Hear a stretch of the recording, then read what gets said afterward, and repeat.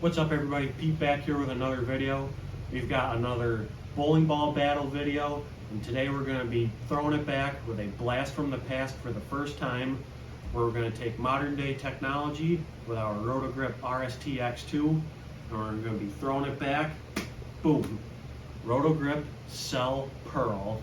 I'm really excited for this video. Cell Pearl, a ball very popular from back in the day. This is a original 2009 core, and we're going to stack that up with an Asym Pearl battle. We're going to see if old technology in the Cell Pearl can compare up to the modern day technology of the X2.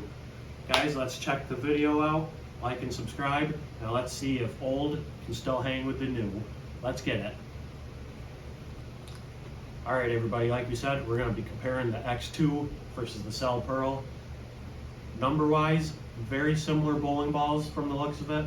We got two pretty similar cores, the nucleus core and the Cell Pearl, which has a RG of 2.52, and then the RST X2, which has that RST core with an RG of 2.53, and then both have pretty similar differentials, 0.056 in the Cell Pearl and 0.053 in the X2.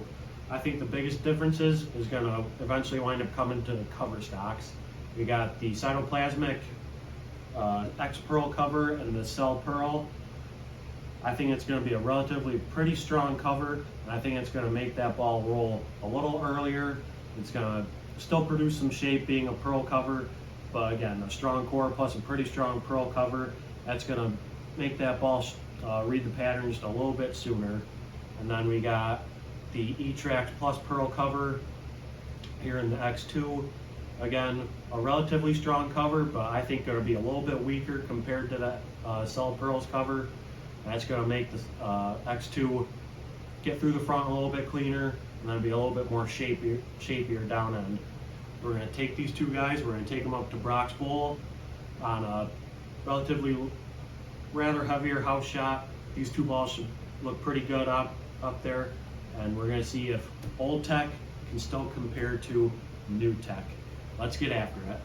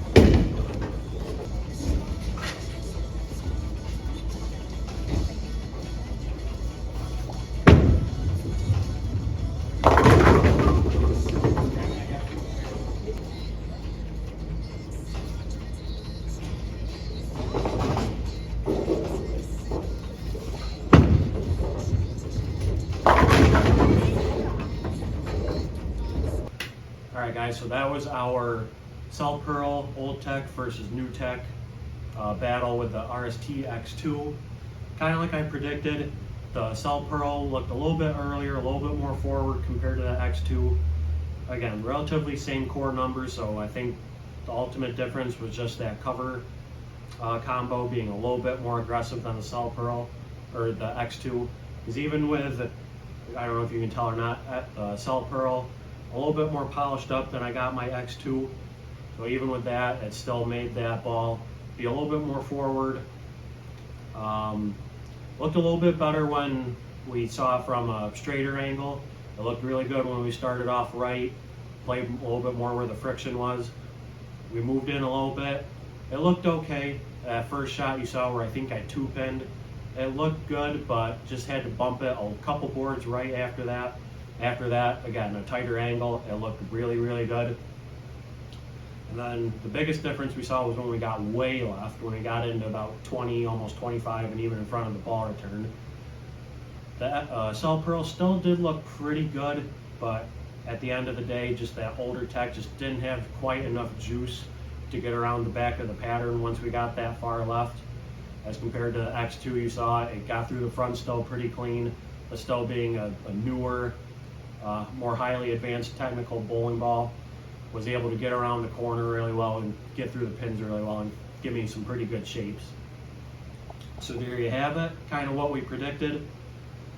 That was our first throwback bowling ball battle. I think the Cell Pearl could still hold a spot in my bag nowadays, because as you saw, I was able to get some good looks, good shots with it, and I was able to strike quite a bit with it. So just because it's older doesn't necessarily mean that it's out of date anymore. They can hold up pretty well still. So if you can get your hands on a gem like I was able to with the Cell Pearl, and you got the funds for it, I would highly recommend it. I was able to find this ball back in 2020 actually, brand new in box, hadn't been drilled yet. I got it for a relatively, what I thought was a cheap cost, and I think it's still going to earn a spot in my bag. Maybe a heavier oil condition, again, like we saw, a little bit tighter angle. That ball looked really good and still stacked up to the newer tech today. So that was our throwback bowling ball battle. Guys, if you liked what you saw, let me know down in the comments. Hit that like button. Let me know in the comments too what else you guys want to see next. Hit that sub button. And as always, peace.